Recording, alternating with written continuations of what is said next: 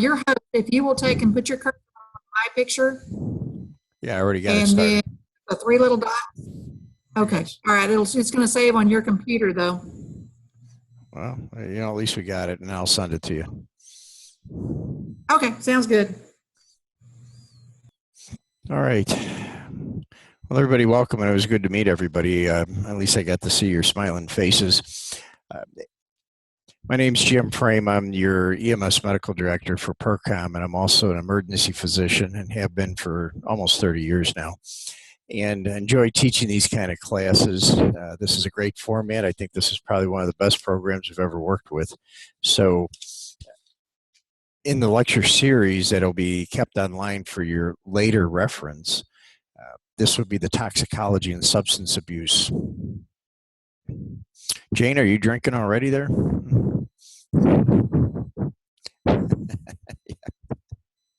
Yeah, it's that Honduras stuff.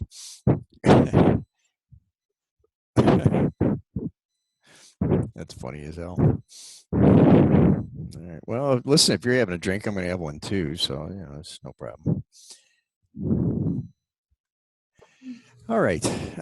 What we want to do today is toxicology and substance abuse. Now, in your Brady book, this is about 37 pages, call it 40. And so what we're going to do is break this up into 4 or 5 lectures. Haven't decided on how this is going to look yet. This is going to be a very thorough review over the next 5 weeks of toxicology and substance abuse. And the beauty of this is that this is heavily tested on the National Registry exam. I think the last test that I saw had something like 12 questions. I can tell you that as we go along, I will hit the hot button ones that tend to appear more often on no matter what version test that you take. But for our intents and purposes right now, what I want to cover is the first 7 to 10 pages that we have in the Brady book. Now, I'm going to use a set of slides that I used from a previous class a couple of eons ago. It's still very applicable. I reviewed the slides. There's nothing has changed, and there's nothing new. These are all based on the National Registry exam at that time. And I'm going to pop that up on a share screen here in just a moment so I figure out how to do that. Okay.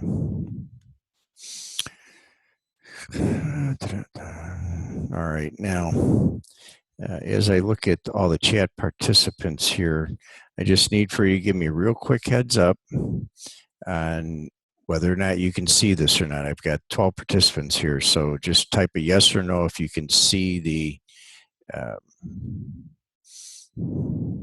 slideshow.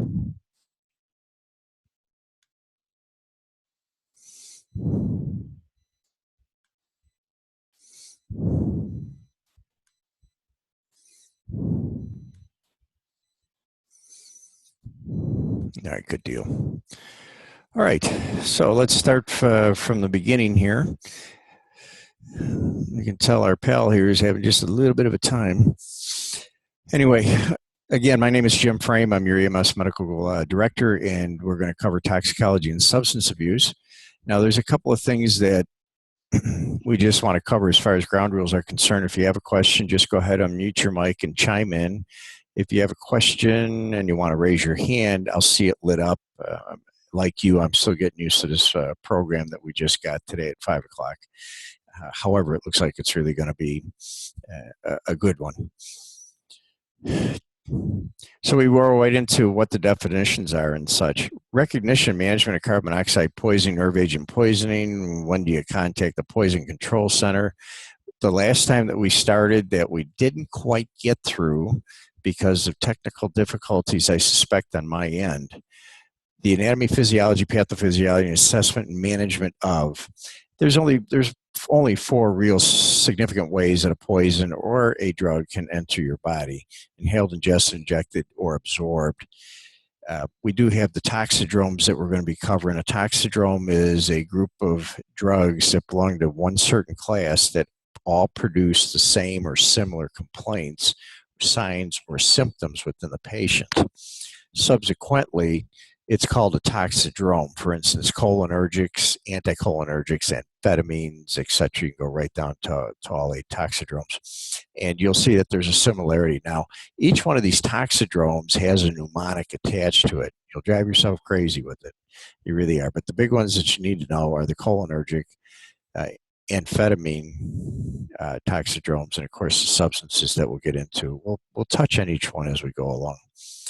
The sympathomimetics, sedatives, opiates, those are all going to be part of it. So somewhere in your book, if you're following along in your book, it's the 4th book, and we're going to start on page 299. You'll see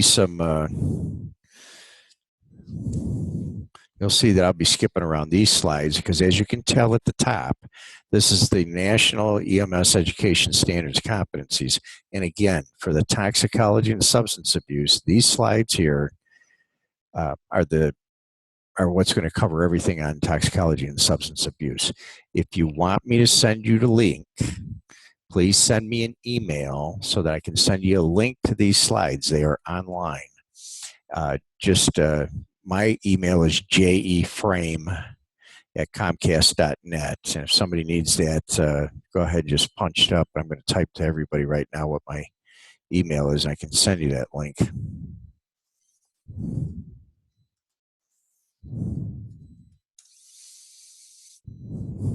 Okay.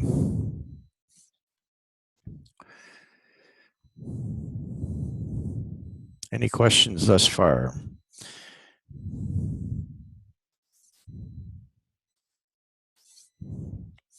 Okay, paramedics are often called to treat patients who abuse illicit or illicit drugs. Now, one of the first things that we need to get out of the way here is the difference between a drug and a poison. Drugs are something that are legally prescribed, or even if they're illicit, they're used for a specific purpose. If you go to Colorado, marijuana is a drug. If you come to Texas, it's a poison, or it's illicit, or whatever you want to call it. As soon as all 50 states adopt marijuana laws, we could just call it a straight THC drug. However, any drug, including Narcan, can cause side effects, adverse effects, and cause certain signs and symptoms within patients. Know that a drug is therapeutic when given the proper doses for the proper disease or illness, whereas a poison, no matter how it gets into the body, is no good, absolutely no good for the patient. Some of these poisons, like a rat poison, will have warfarin in it. Warfarin, of course, is a blood thinner, but in the context of rat poison, it's used as a poison because its doses are extremely high. It causes internal bleeding in the mouse for the rat, and of course, they die from internal bleeding because they can't clot. Yet, warfarin is a drug for human beings, especially if they have atrial fibrillation or deep vein thrombosis, previous pulmonary embolisms, anything like that. They're going to be using blood thinners, and warfarin is one of those blood thinners.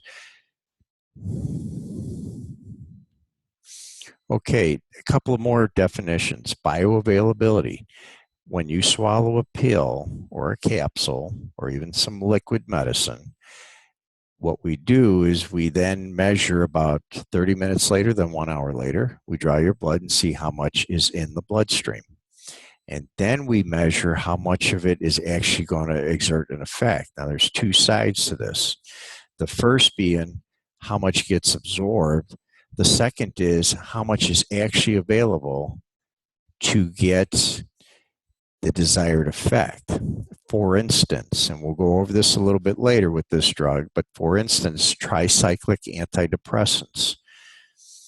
When you take the medication Elavil or nortriptyline or amitriptyline or any one of those really high potent antidepressants, you get almost a full absorption of the entire 100 milligrams or 50 milligrams, depending on what you're taking. You'll get the whole dosage, but 90% of it actually binds the protein in the bloodstream and makes it unavailable for any bioeffect. Therefore, 10% of what you're swallowing is actually having the effect. However, know this, if we already know that 10% is only going to have the effect, we increase the dosage of the pill so that 10% is actually all that you need to saturate 100% of the receptors in your body to get the antidepressant to work. Now, if you follow along with that, there's 3 wickets to jump through. Number one, that we increase the dosage so that whatever percentage of the free drug is available in the bloodstream exerts its effect in the body. In other words, it saturates the receptors that it was intended to stimulate or bind to give the desired effect. In this case, increased chemicals help a depressed person feel better. The bioavailability depends on the drug. Some drugs can be 100% available, like alcohol. Whatever you swallow, zero order kinetics. Most, if not all, the alcohol hits the bloodstream, and it hits it pretty hard, as you can probably tell after 1 or 2 drinks. At the same time, as time goes on, of course, the amount of alcohol that's available in the bloodstream becomes much less because it is now going through the liver and is being metabolized. So know that bioavailability has 3 components to it. Now, the half-life of drug is when that drug that is available to exert its effect on the receptors in the body, when that drug drops down to half, then we call that half-life. In other words, how long did it take for that substance to get from 100% effect to 50% effect? In other words, half of it was available now to bind to the receptors, whereas before 100% of the receptors were bound. That's called half-life.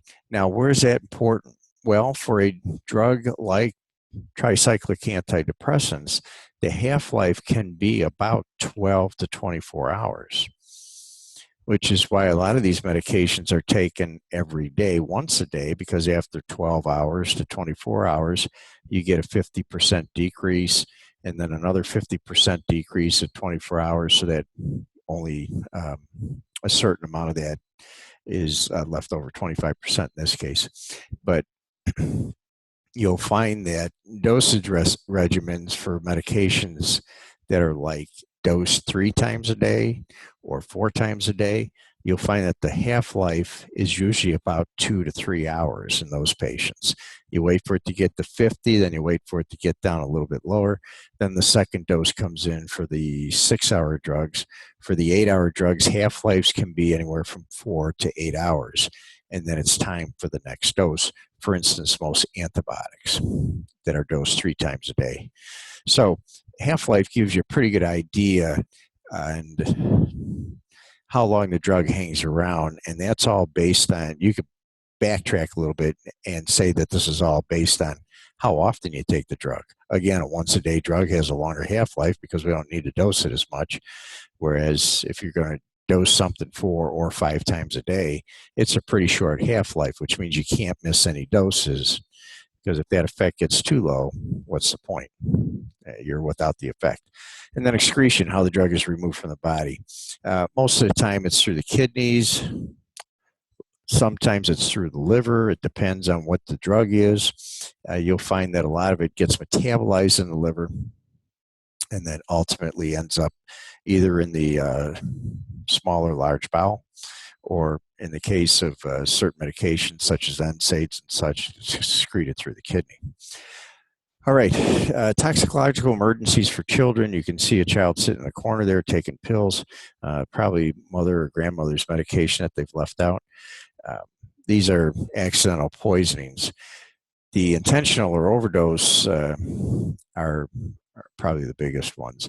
Now, even though children constitute a majority of the number of accidental poisonings that are out there, adults account for 95% of all the deaths attributed to overdoses. So children get into it. They tend to do okay because they've only taken 1, 2, or 3 pills, and it's the first time that they've taken it, so the body can kind of sort of make a bounce back here. But the adults, when they take an intentional, they're usually taking the whole bottle. That's unfortunately one of the problems with the cardiac drugs, as well as the tricyclic antidepressants. And we'll get into tricyclics later. All right, so I've got a couple questions here. The first one I want to answer is,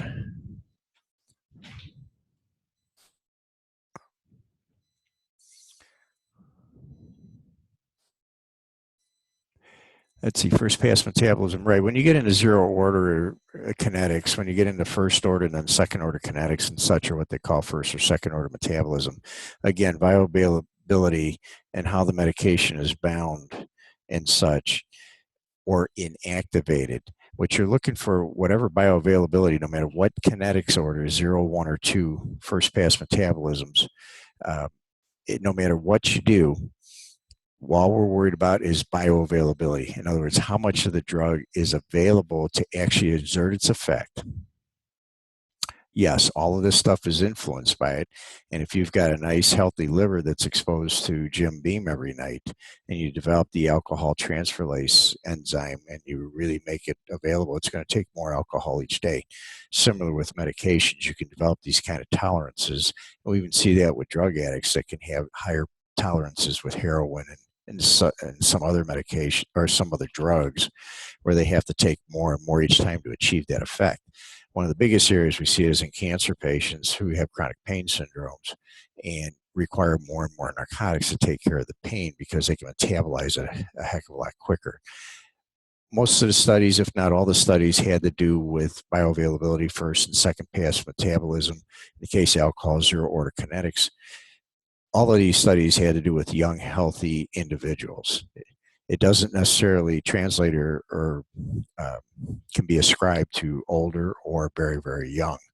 It's just a good general information to have about what we would expect, not only as paramedics in the field, but as physicians in the emergency department and intensivists in the intensive care units, how long we're going to have this patient under close observation, because this is the time frame from the time that they took the overdose until the time that the medication is at least reasonably below 50% bioavailability. And let's see, from Han, with first pass metabolism of certain routes, it should affect bioavailability as well. Again, they're all intertwined. It's just the way that they're being cleared from the body.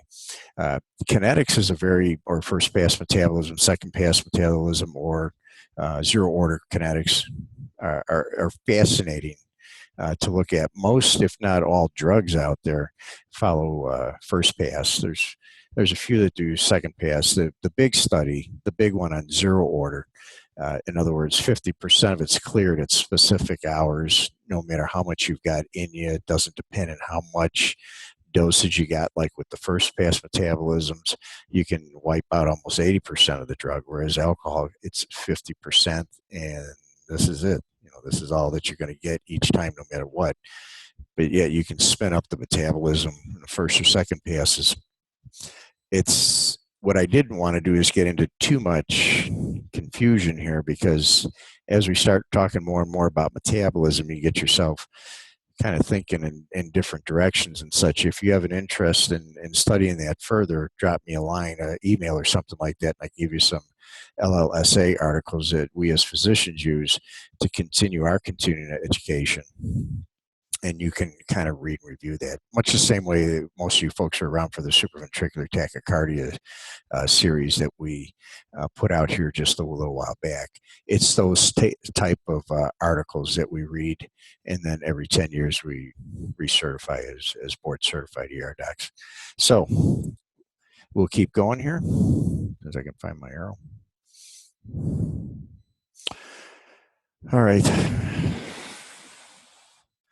So we have routes of absorption. So we're going to start by ingestion. Pretty straightforward. Inhalation is going to be straightforward as well. Scene safety, probably the biggest thing that you have to worry about with any type of poison. Now, in the last lecture, I talked about organophosphate poisoning, where you've got a liquid laying on the ground, and that can be absorbed right through your clothing, right into the skin. That's that's one of the exceptions, obviously. Any kind of hydrazine, chlorine in a liquid form, ammonia, such like that. These are all caustic to the skin, but if you're in prolonged contact with it, obviously in a liquid form, it can absorb into the body and become quite a poison for you. So scene safety, and like we talked about in the last lecture, the one that was busted up, is that PPE and your situational awareness, your SA, is going to be most important here. As an all hazards paramedic responder, especially you guys that are going to be on the fire departments and such, you're going to get on scene at some of these places and you're going to find that even gasoline, kerosene, diesel fuel, and such can be very caustic, and prolonged contact with the skin can cause systemic effects as well as local effects to the skin. Scene safety is very important. Make sure you're protecting yourself out there. Can you legally take direction from poison control without going through our local OLMC, online medical control? I don't know that you'll have time to call poison control, but if you do call poison control and they give you advice, you may go ahead and do it. It is legal. They are authoritative and they have legal standing. In other words, one of the first questions a plaintiff's attorney may ask is, Doctor, why didn't your emergency department call poison control? It's considered a risk management tool. In other words, an affirmative defense for the doctor or affirmative for the plaintiff. If the doctor says, I called poison control, told them what I had, and they gave me these directions, 1, 2, 3, 4, game over. You're fireproof. So can you legally do it? Yeah. Would you call poison control if you had something really weird? Absolutely. If it looks like you're going to have prolonged scene time, online medical control should know that you've been in contact with poison control, and this is what you recommended. The reason why you want to do that, poison control has their recorded lines, online medical control has theirs. Everybody has to be talking to each other. If you want to make it easy on yourself, call online medical control. Remember, if they're giving you orders over the phone and such like that, and you're following them, you'll be completely defended as well. Where you get into trouble legally, and not only as an ER doc, but as a paramedic in the field, is when you don't call on something that's not covered in the protocol. In my protocols, I'll have some toxicology and substance abuse type protocols. They handle really the most common stuff that's out there, but I can't possibly cover everything. The protocol book would look like the U.S. national budget. So what you'd have to do is make a decision. OLMC, poison control. Stings, bites, insects, animals, intravenous drugs. They all kind of speak for themselves. We're talking about everything from a mosquito to a water moccasin or a rattlesnake, and then, of course, people who shoot up everything in the world. Yeah, Sarah's right. Yeah, beware of home cook suicides as well. Hey, you guys got to watch out for that gray drug out there, what they call gray death. It's a heroin, fentanyl, and a couple other substances that are kind of mixed together. And gray death is when you mix all this stuff together, it looks like a gray paste. I mean, it almost looks like you'd stick it in your toothpaste tube and brush your teeth with it. You probably get the same effect, but unfortunately, it's resulted in a lot of fatalities already, and it's only been on the streets maybe the last 150 days, maybe 180 days in some areas. If it's been there longer, I haven't known about it, but I've seen an increased number of people coming in. They have the classic toxidrome symptoms of opioids. One of the things I go to is respiratory depression and pinpoint pupils. Probably one of the easiest things to go for. Just as an aside, pinpoint pupils, narcotics, or pontine stroke, or somebody shined a really, really bright light in their eyes. There's not very many things that cause pinpoint pupils that react, and ARCs tend to be the top of the hit parade depending on the age group. Don't be fooled by the 70 and 80-year-olds. Suicide rate in 70 and 80-year-olds is 3 times that of any teenage age group combined. So opioid overdose is a very common way as well. Anyway, that was just an aside about pinpoint pupils. The toxidrome opioids will be covered later. And then some, of course, are injected. This is This could be heroin or any kind of opioid. Fentanyl, of course, being 88 times more powerful than morphine, is a is quite a showstopper. Fentanyl is what we use in the operating room to make sure the patient doesn't feel any pain when we are incising and going into the abdomen, moving all your organs around. Fentanyl is so powerful that you won't feel that. Of course, we combine it with other medications to make sure that you're asleep. But if we start waking you up uh, and we don't have that pain under control, you're going to be an unhappy patient. And then absorption. Pesticides are most often. This is the classic organophosphate one that we've talked about. All right, the toxidromes. Now, let's talk about that group of substances that can cause similar or the same symptoms. Any kind of amphetamine, methamphetamine, including cocaine and such, the old nasal decongestants that's had pseudoephedrine in it until they took that out and then replaced with phenylalanine. But the old pseudofeds were an amphetamine-like substance. All you had to do is kind of cook it a certain way in the kitchen. And most of these restlessness, agitation, incessant talking, insomnia, anorexia, dilated pupils, tachycardia, blah, blah, blah, just know that it can also lead to cardiac arrest. And this was a very common cause of death in the Texas area here, especially about 5 years ago when the bath salts, the K2, and all the other happy stuff came out. They were actually selling it in the corner drugstores, mostly in gas stations and such. And people were doing the bath salts, and then, they were going to bed with them and waking up dead the next day. So it was real problematic, which is why it was quickly outlawed very, very quickly in an emergency session of the Texas legislature. But I know the other 50 states have followed as well. Your next one, narcotic opiates, we touched on it a little bit here. Constricted pinpoint pupils or marked respiratory distress. There may be some physical signs that you've got some needle tracks and such. This is probably the easiest one of all of them because this is the one that you're going to run into a lot out there. Now, with that gray debt stuff that I was just telling you about, the heroin and fentanyl, what the cartel did was they're trying to get people sucked into this drug. So it's hit the street at $10. And so people get multiple doses of this stuff for $10. That's pulled everybody away from the hydrocodone group. The drug pushers that were pushing the hydrocodone at $10 a pill was the last I heard that it was going for.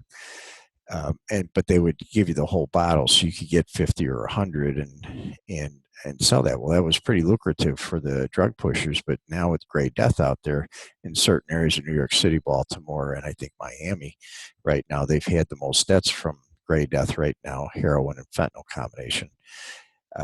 And I think what's happening is that there's a cartel that is selling this stuff at such a cheap price to get everybody addicted to it, and then they're going to start jacking the price up. It's the same thing we saw in the 80s with crack cocaine, poor man's cocaine. People couldn't afford the white powder, so they came up with crack after mixing it with some baking soda and water and then flaming it off, and you had yourself a rock, and there was your crack. And they did the same thing. They got on the streets at a very low price and then drove it up. Drug pushers aren't stupid. They know marketing just as well as the marketers do.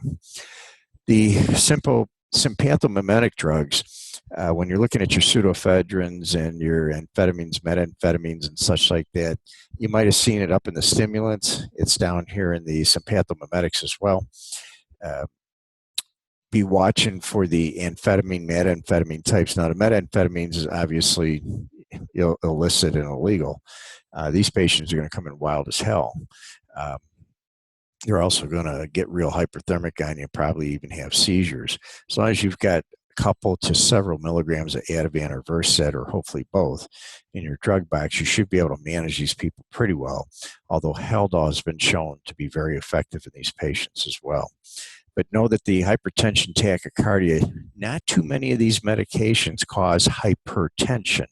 And I want to bring that to your real specific attention right now, that any test question that has to do with hypertension and tachycardia, you nailed it.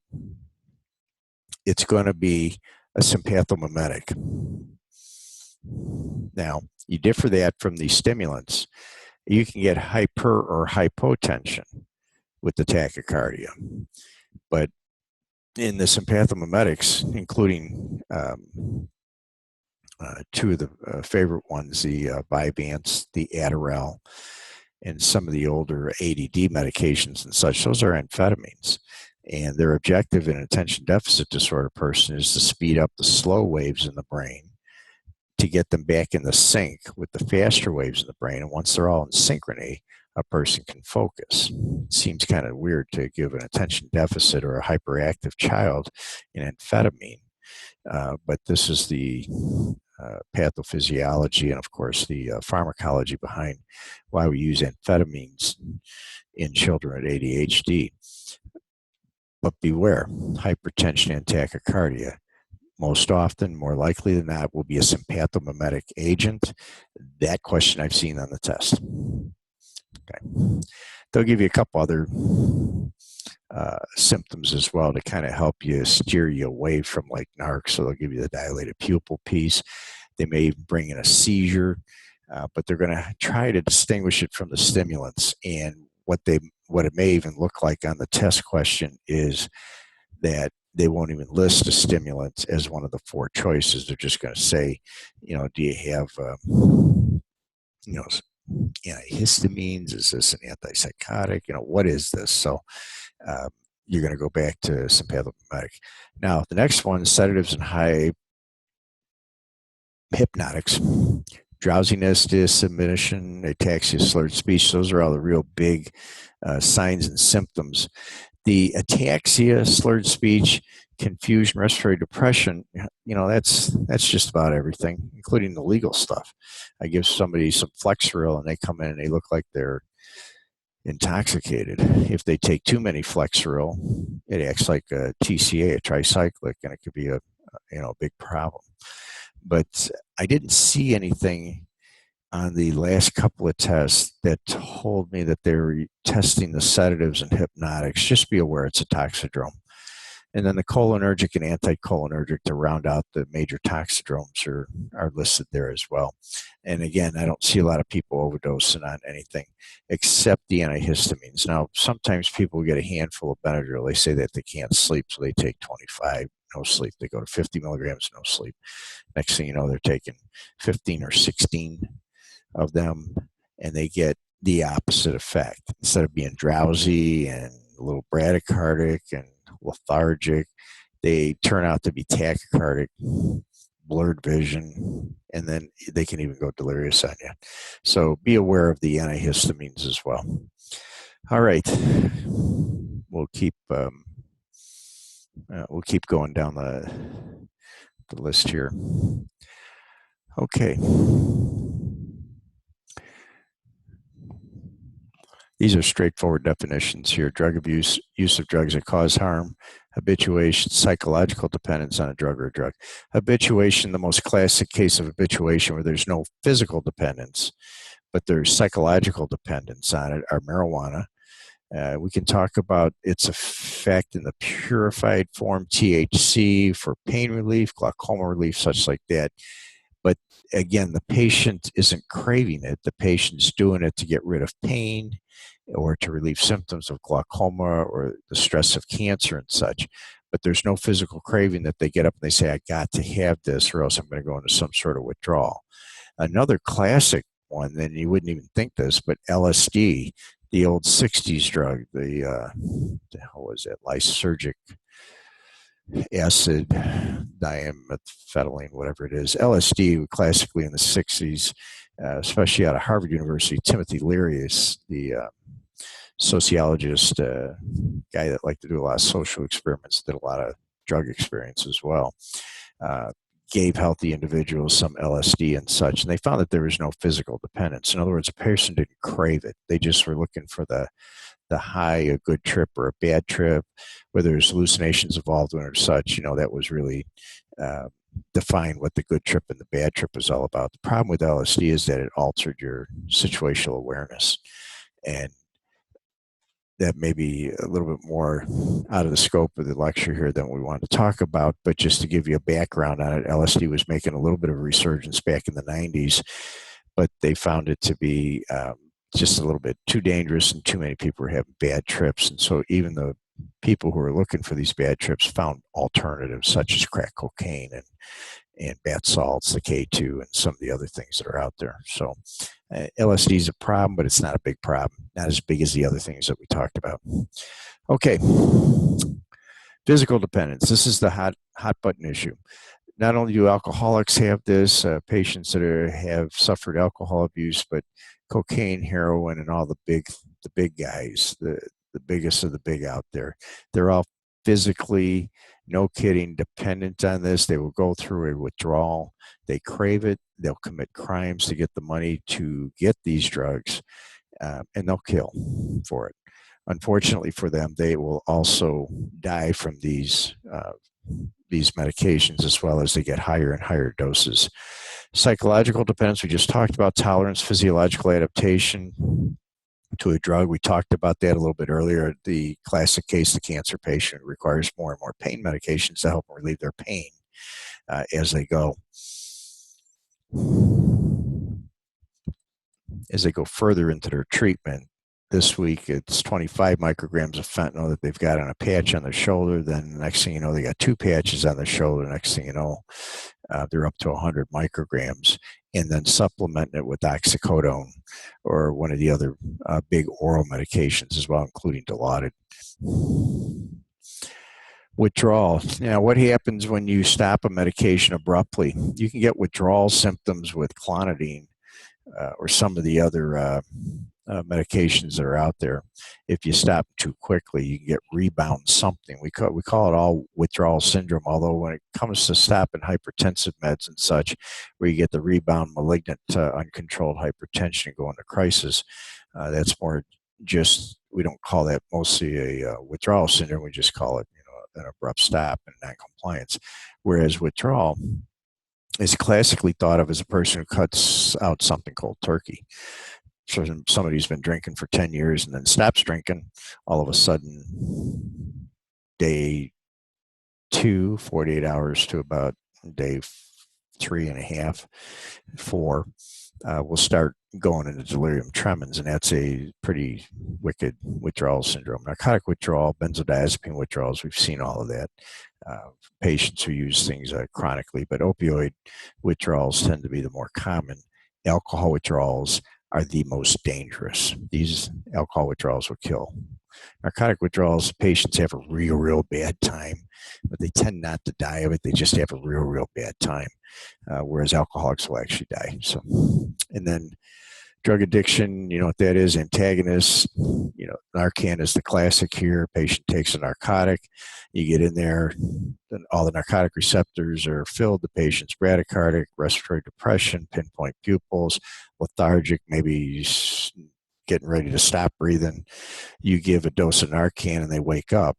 The antagonist goes right in there and displaces the drug off the receptors. I mean, actually kicks it out so that the receptors are now blocked and the narcotic can no longer exert an effect, and you get immediate reversal. It'd be nice if we had that for alcohol too.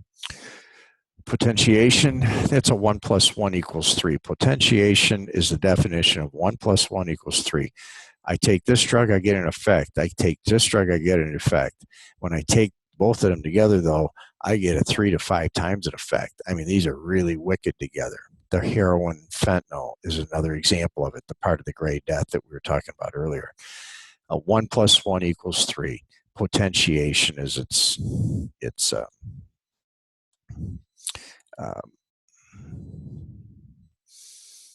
is that big enhancement. Now, this goes along with, but not quite, synergism, where 2 substances in which the effects are greater than the independent effects. That's another 1 + 1 = 3. But potentiation, you take one drug, heroin, and you enhance it with fentanyl, and you get 3 to 5 times the effect. In other words, it pushes the effect of one of them really high. Synergism, 1 + 1 = 3, where you have to take both drugs to get the higher effect.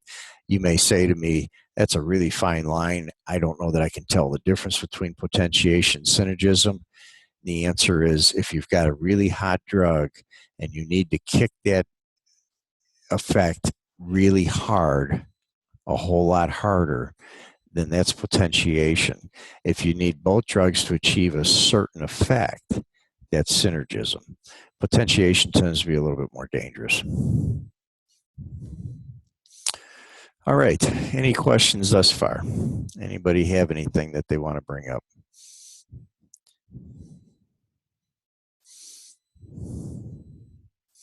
Amanda says no. Is she speaking for everybody? Jonathan says no. My question's about Narcan. Go ahead, Adrian. You want to mute? You want to unmute your microphone and talk to all of us?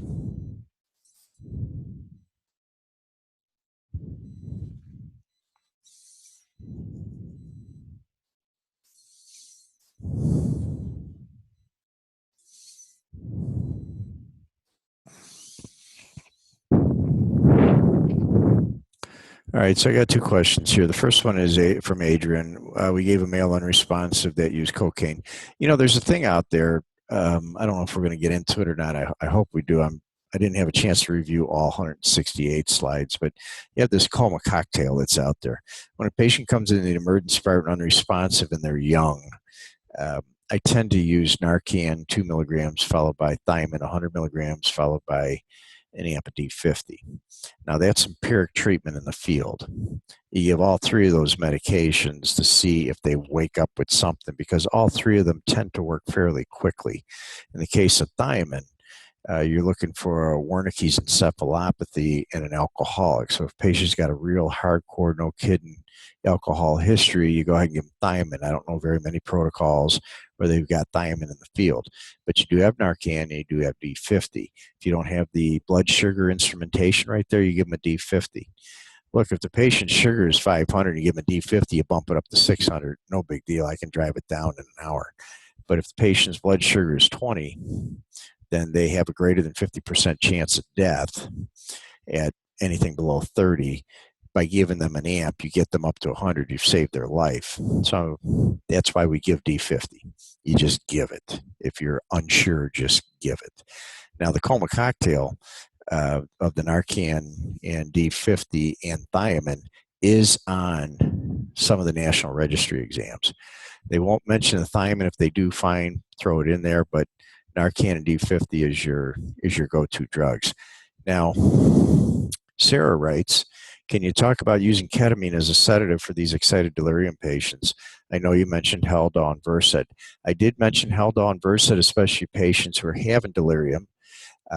If you use ketamine because your patient is getting particularly violent, I don't have a problem with that. Just know that you've got an airway issue. Now, you're trained paramedics, and subsequently you give them whatever you want as long as you're aware of the side effects and you're prepared to handle an airway. In the case of ketamine, yes, of course, they're still breathing, but now that we've got a relaxed cardiac sphincter in the esophagus, if they've had anything to eat within the last 6 hours, you're going to know exactly what it is and how much they ate, because it's going to be up very quickly. Ketamine is a great medication for a lot of things. I like it for the RSI, especially in trauma. It doesn't drop the blood pressure. You've got a 60 pressure, you give ketamine, the pressure's still 60. If the pressure's 220 in a stroke patient, you give ketamine, the pressure's still going to be 220. That's the unfortunate thing about it. It doesn't affect a high blood pressure. The beauty of it, it doesn't affect a low blood pressure, and ketamine won't make a high blood pressure even higher unless they have reemergence nightmares or something. That's something we could talk about later. But ketamine is a great drug to disassociate them and get them calmed down. I like Haldol and Ativan together. We like Haldol and Benadryl together so that we don't get into the cholinergic side effects and such. You kind of knock it down with the Benadryl. But yeah, you know what? In the case of EMS, and I spent a lot of years in the field, just like Jane had when I was with the Chicago Fire Department back in the 70s, we had Haldol. We didn't have ketamine, but we would stick people Haldol 10 milligrams IM, Benadryl 50 milligrams IM, and hopefully they'll calm down in about 5 to 7 minutes. Now, this still means that the paramedic is at risk for injury because we got a particularly violent patient. So I don't know what your successes will be in a violent patient of getting an IV started, the beauty of ketamine, just like Haldol, is that you can stick it IM. Make sure you got the appropriate dose. You can't use the IV dose of ketamine IM. The patient's not going to feel much of an effect, and they're still going to be a big fight. At the same token, Haldol tends to be absorbed rapidly from the muscle as well, and you get a good effect. So either one, Haldol or ketamine, is fine with me. Now, with how do you identify and treat drug-seeking patients? That question has plagued emergency physicians since they invented Tylenol codeine. Back in the 60s, the most abused drug in the world was Valium. Patients would come in the emergency room pretending that they were having some sort of seizure or some sort of anxiety and such. They get the Valium, they get a prescription for Valium, go home. It was the number one cause of death in the 60s, most abused prescription in the 60s. Now, as we jump fast forward in the 70s and 80s, we start seeing more of a narcotic flavor to the abused drugs. But how do you identify the drug seeker? Sometimes they're pretty obvious. They come in with pain syndrome complaints that you can't prove. I got a migraine headache. I've got low back pain and such. You get a CT scan of the head, it's negative. CT scan of the back, it's negative. Yet, they give you all the signs and symptoms. We get onto a site, prescription restriction program site that the state of Texas runs. Oklahoma runs it too, where you plug in the patient's name and address or name and social security number, whatever identifying features that you have, and it pulls up every single narcotic prescription that the patient's been written for the past 10 years. Some of these people come up with one or two prescriptions, in which case you can kind of roll with it. The best I had was one that had about 45 pages. She had 60 prescriptions from 25 different providers located at 20 and had them filled at 27 different pharmacies.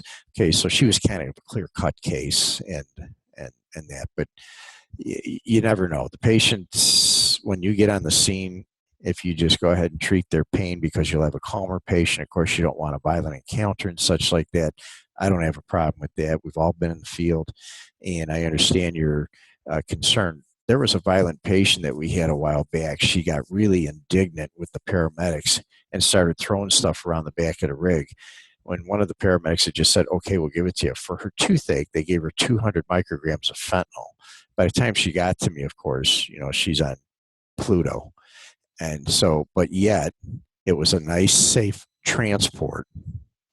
And they didn't have to deal with that. Now, in a more controlled environment of the ER, where I got a lot more medications, a lot more people to hold them down, a lot more space to wrestle with them if we have to, that's where we start getting into taking care of potentially violent patients. But if you got a dangerous situation, by all means, just do what you got to do so that you can keep the transport safe. Now, let's see. With Narcan, do you recommend titrating the capnography, respiratory drive in the field? I asked, do patients using opiates to depress stimulants? That's always a danger when you got the mixed medication person, when you got the person who's being their own physician and they're taking substance A and I'm going to avoid some of the side effects here, so I'm going to take substance B, and the next thing you know, they took too much A, so they have to add a little bit more B.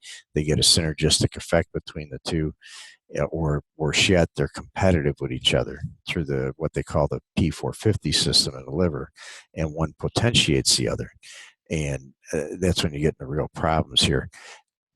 I'll tell you what, we don't let you guys carry flumazole flumazole.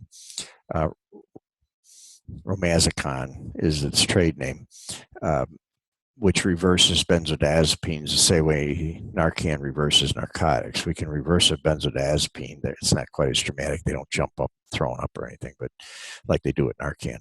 But you don't use that Romazicon in the field because that may be the medication that's keeping the patient from having a seizure.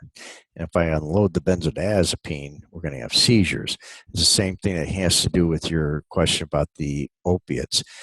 Look, if you've got an overdose patient who's sleeping and the capnography is 45 and the heart rate's 90 and the blood pressure is 120/80, I'm going to put the patient on the stretcher. I'm going to do a physical assessment, and I'm going to gently get them to the hospital and not give them anything. Why? Because they're peaceful, they're at rest, and they're in no danger. Your job as paramedics is to intervene, not to preempt.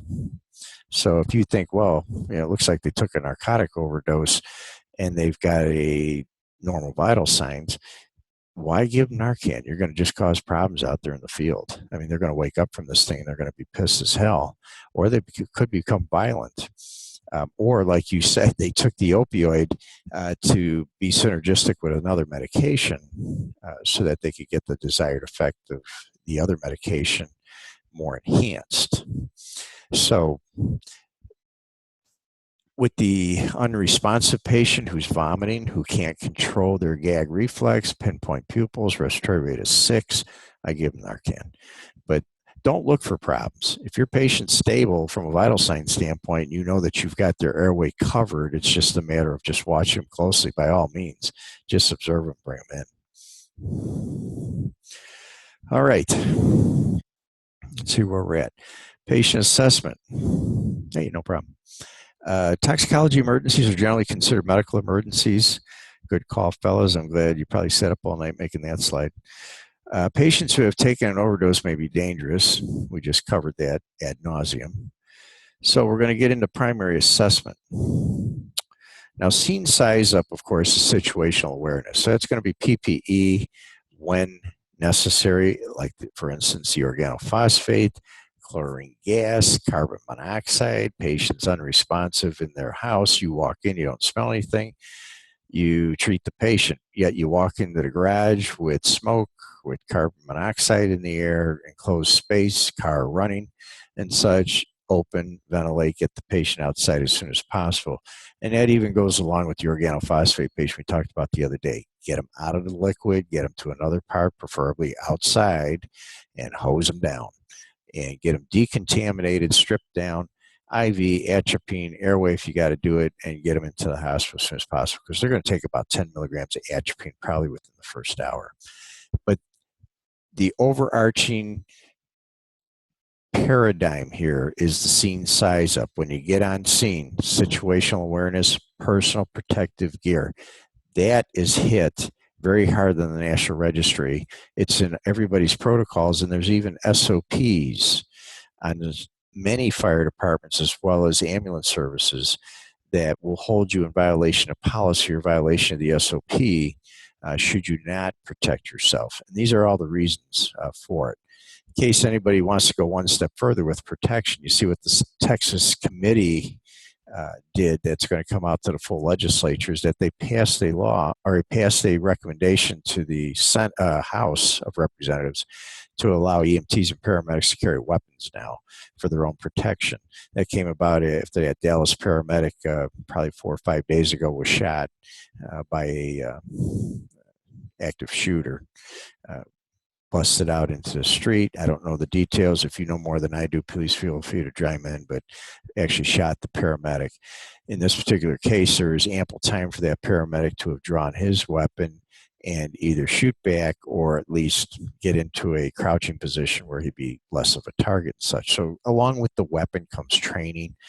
I'm not sure how much of this is training common sense versus actually having weapons in the field. I see this as a 5-alarm disaster, but it's Texas, and we like our guns down here. All right.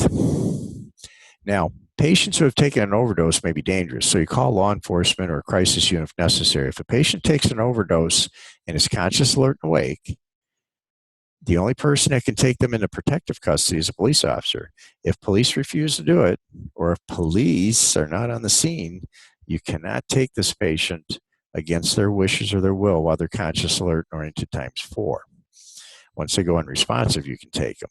But you, as paramedics, cannot take them into protective custody, even if they're actively suicidal. You cannot take them into protective custody. I don't see too many police officers out there that would get combative with you by saying, I'm not going to take him to protective custody because he's conscious, alert, and oriented times 4. Yeah, but he just followed a whole bottle of pills. Some police officers will roll with it. Others will say, he doesn't want treatment. Well, it's going to depend on your local jurisdictions, but for the most part, the Supreme Court has held up on many, many occasions that a patient has a right to accept or deny treatment under any circumstances until they are no longer no longer capable of making a decision. Then you can trigger implied consent after that. But that's a suicidal patient. That's the overdose patient who's still conscious and alert. You just got to watch your legalities here. It's advisable in those situations, especially those situations, to have a police officer on the scene with you. Okay, so let's see. From Brenda, Adrian, and Brenda. If police won't, I had this happen. Please cancel the ambulance. Is this abandonment if we leave? That's all situational. If you've made contact with the patient expressly stated to you that they don't want any treatment or anything like that, you leave, that's fine.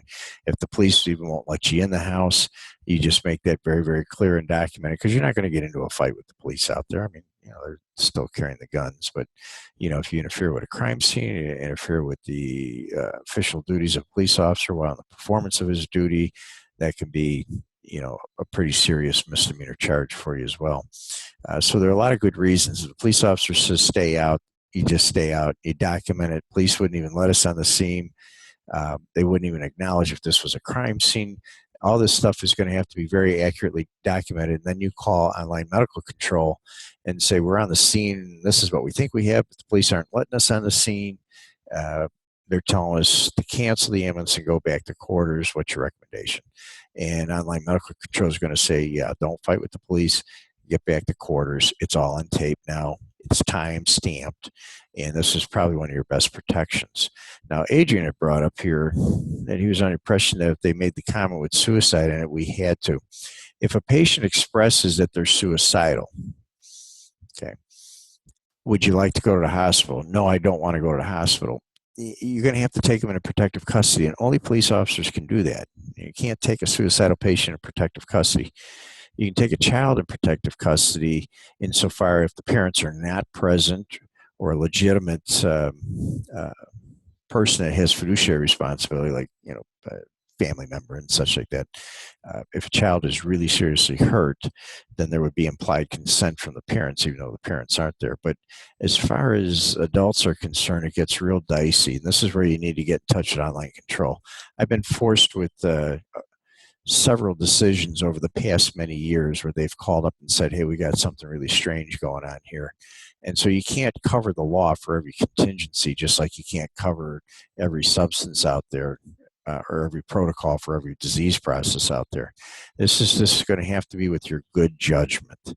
But as a general law, L-A-W, law, as a general law, police officers can only take people into protective custody. The suicidal patient who's conscious, alert, and oriented times 4 is not mandated and can refuse treatment. Okay. Now, if they come to the emergency department or they're brought in under protective custody, then they get a mandatory 3-day evaluation. Such at that point, the law triggers the hospital to bring them into a psychiatric facility. We could get into a legal discussion about this. I'll have a good medical legal lecture that'll be posted online, hopefully here within the next cycle of lectures that I give. And I go into all of those legalities that we encounter. Let's see.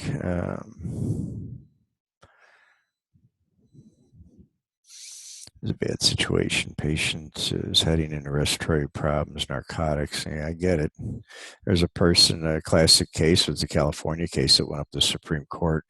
A young lady, about 25 or 26 years old, was a model, couldn't get a job, took a whole bottle of barbiturates. 911 is called. Well, at that time it wasn't 911, but emergency was called, and paramedics and EMTs arrived, and they had to stand at the doorway. The patient refused to be brought to the hospital. So they just waited there until she went unconscious. Then they were able to take her to the hospital. Again, the Supreme Court has already ruled on this issue. It's a constitutional right of every person out there if they're of right mind, in their right mind, obviously, they're not slurring their speech, showing altered mental status and such, they have a right to refuse treatment, much the same way Jehovah's Witnesses have a right to refuse blood, even though it's going to be life-saving. You can't tell them what to do with their body. Once they go unconscious, you can do whatever you want. To patients that are suicidal and such, I got off on the Jehovah's Witnessing, and I probably shouldn't have, but Jehovah's Witnesses, if they've acknowledged that they're a Jehovah's Witness, even after they go unconscious, you're not allowed to give blood if they're over the age of 18 and they've expressed that they are Jehovah's Witness. That's a whole different lecture. We can get into that later.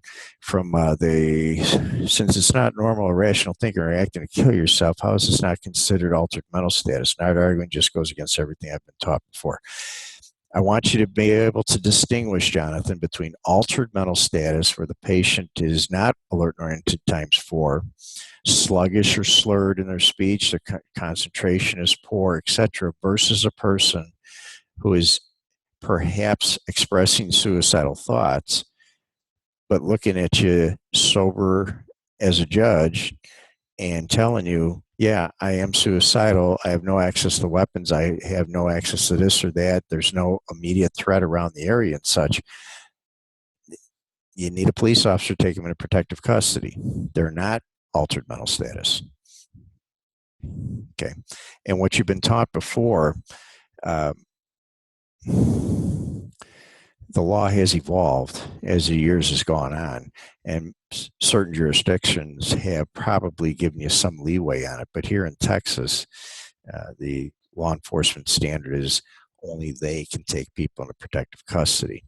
So it gets a real fine line there. And I think the best thing that you can do for me, Jonathan, is that when you get on the scene of somebody like this who's absolutely refusing care, alert and oriented times 4, appropriate normal tone voice, and coherent, but expressing suicidal thoughts, and a police officer does not want to take them into protective custody, you're going to get into false imprisonment at best, and perhaps if he's held for longer than 24 hours or across the state line, you could get nailed for kidnapping. Now, these are all intentional battery torts that can be sued not only in the criminal courts, but also in tort, where you can be sued without the criminal penalties attached, but you could be sued for that false imprisonment. So again, online medical control has to get involved here.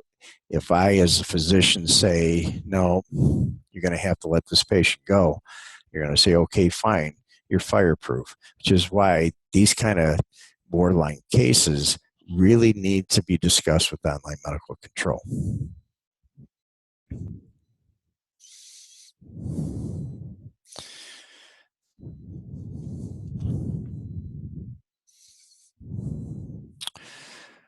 Okay, let's see what we got from a primary assessment. OPQRST, I'm sure that's been hammered into all of you guys. Sample history's been hammered. What you want is the who, what, when, where, and why. Was it ingested, injected, absorbed, or inhaled? You know, if you see needles there, probably take a stab in the dark there about it being injected. If there's pills laying all over the place, once again, there's a good chance they were swallowed.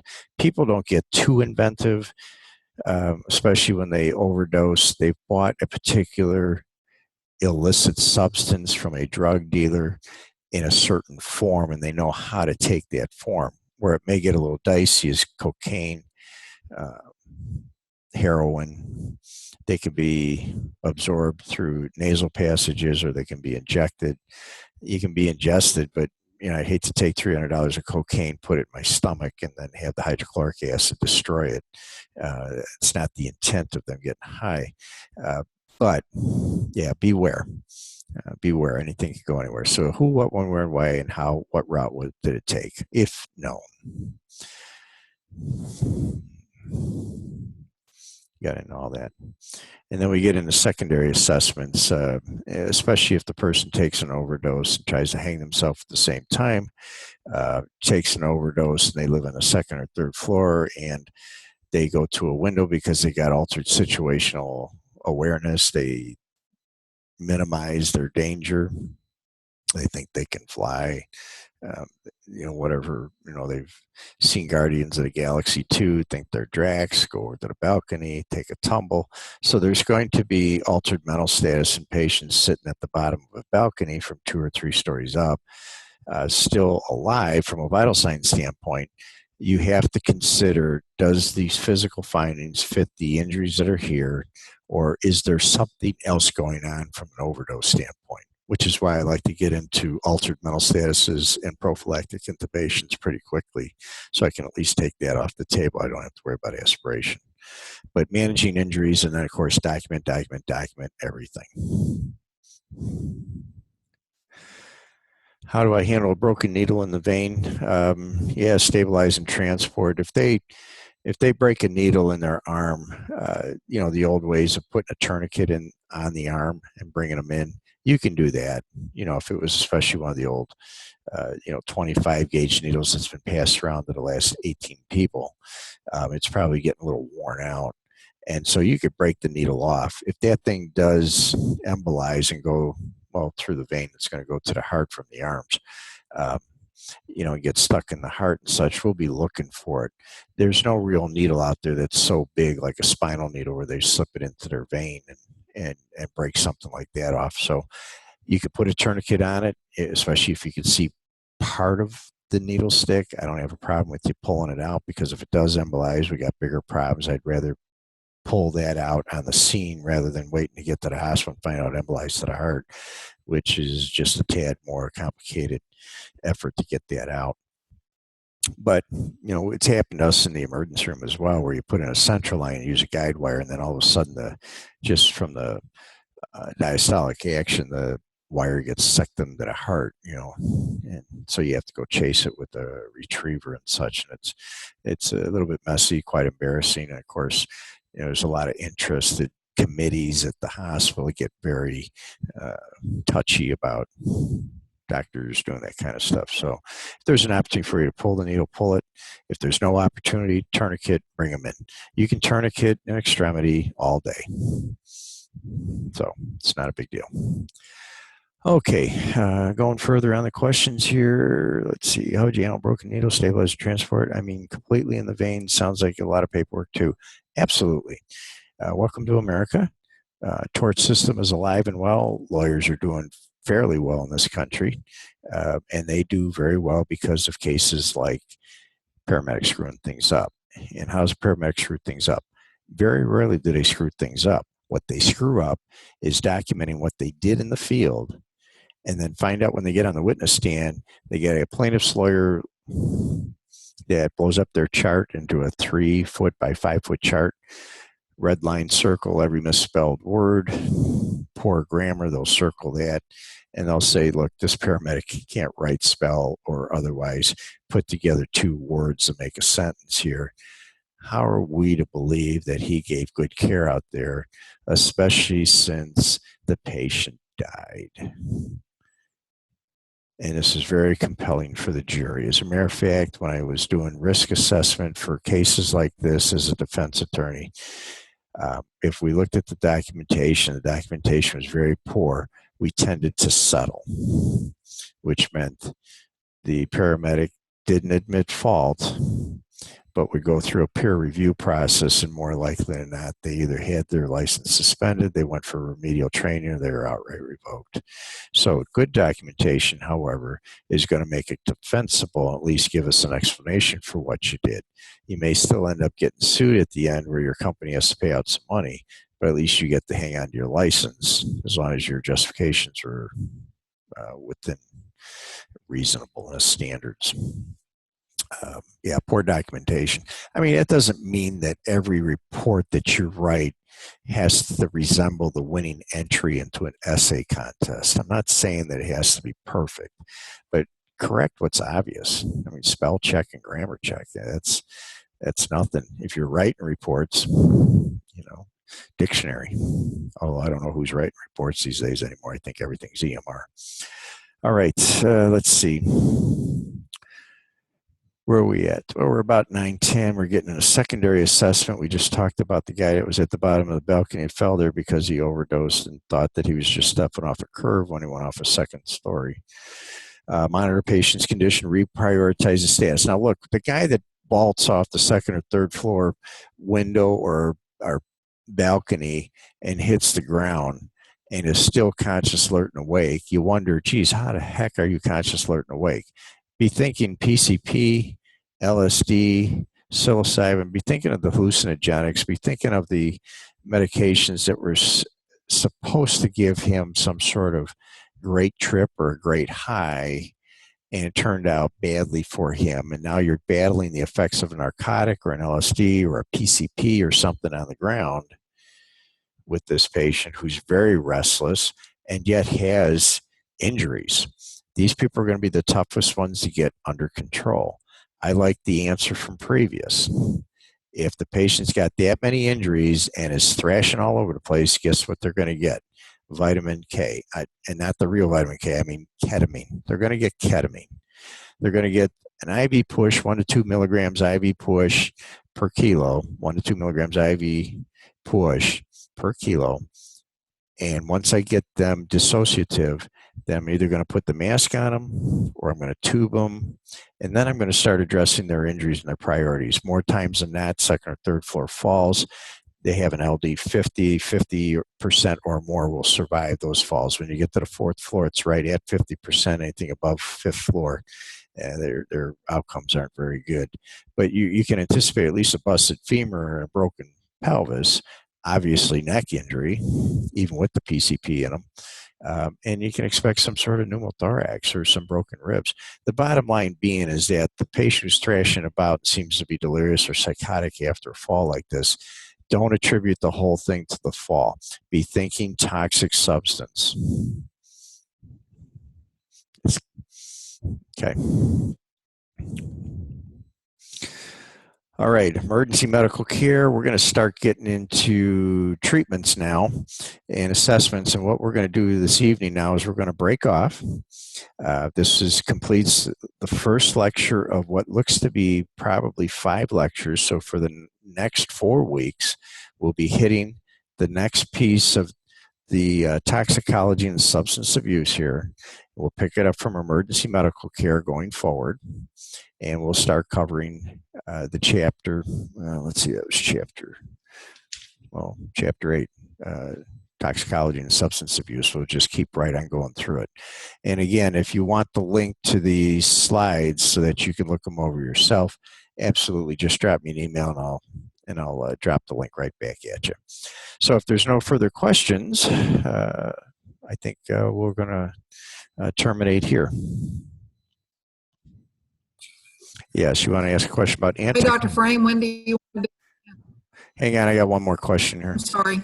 Could I ask a question about anticholinergics? Okay, sorry. Absolutely, Brenda.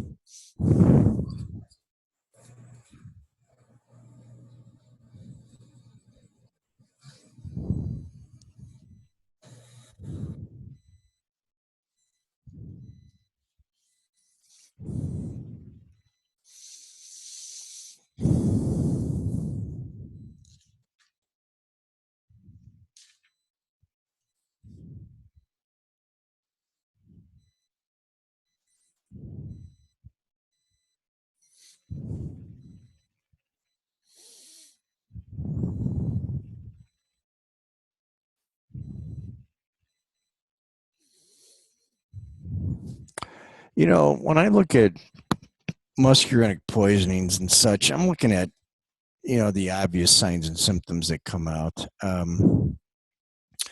was actually looking at that not just a couple of days ago, as a matter of fact. Do we treat it the same as organophosphate poisoning? And the answer is organophosphates are going to have some muscarinic effects. They're all going to be common in the same or similar type of toxidromes. So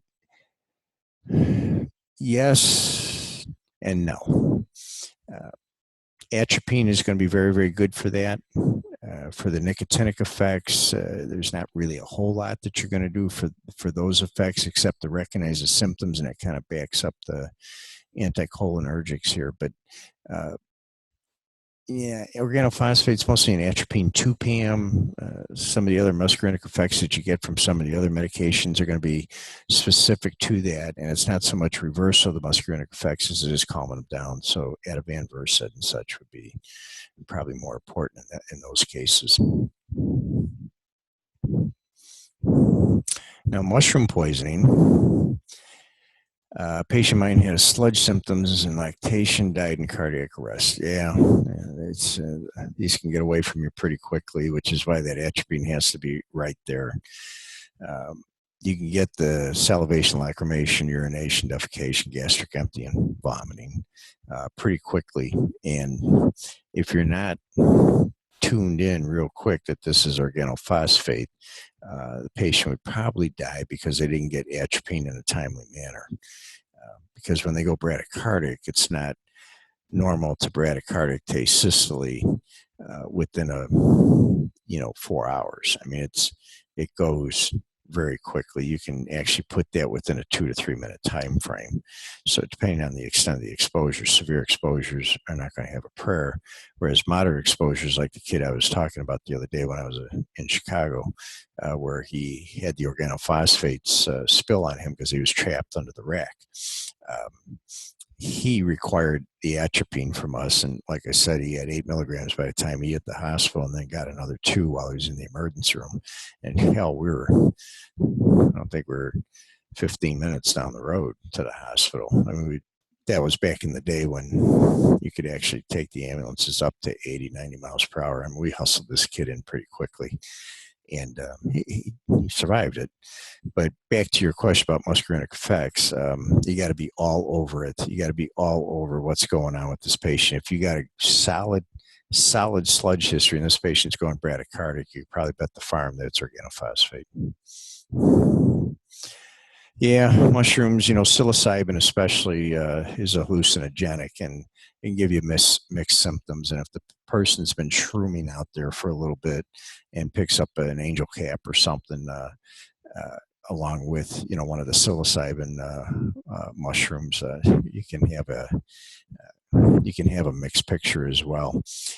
As a matter of fact, probably around the third lecture, we're going to be talking about mushrooms and the 5 types of mushrooms and such, and which one you got to worry about, which one it's just supportive care with. But pretty scary stuff when people start shrooming on their own out in the forest there and start picking their own mushrooms. It gets pretty dicey, and about twice a year, I get people in the emergency room because they picked the wrong stuff.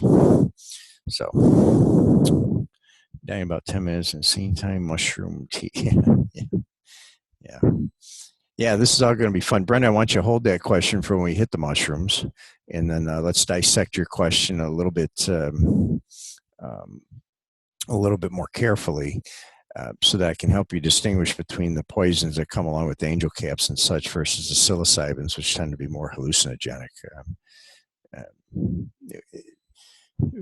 We get into a different type of toxidrome there. Oregonians have guns and pick mushrooms. And you guys have assisted suicide up there. I wonder if all that kind of ties together. I'm not sure. All right, Jane, did you have anything for me? Just when did you want to do these other lectures? I think you had us down for, didn't you schedule us in for like the rest of the decade? Let's see. No, I was waiting on you, sir. The only thing I scheduled was first Fridays of the month. Is everybody in the group here that's listening in right now, is everybody stuck on a Monday, or can we switch these around a little bit? Because I don't want to be waiting 2 weeks before I give you the second, third one. You're going to have some form of extinction here if you're trying to learn this stuff as a big batch. It's easiest to do it as a batch. So I'd be willing to do the 13th, which is a Saturday night. I'm looking at my schedule here, and I'm not going to touch Mother's Day. Maybe some personal bodily harm to me. But 19, 20, 21, 23, 24, 25, I'm available. So I'll give you those dates again. 13, 19, 20, 21, 23, 24, 13th is bad, though. You can grab one or two of Mother's Day? You can grab one or two of those days. I don't have a problem with that. Okay. Okay. I'll grab, what do you want, two of those dates? Any of those? Yeah, any two. Yes.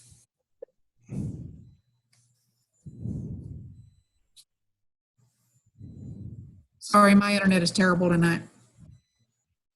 No worries. I like your program that you You got said here. two of those dates? Yep. Give me two Okay. and we'll get All through right. it. Well, I'll grab two and post them on the deal. And okay. And I'll need that video from you if we can figure out how to get it from your computer to mine. Yeah, that's I'll just ship you the computer. You can figure it out.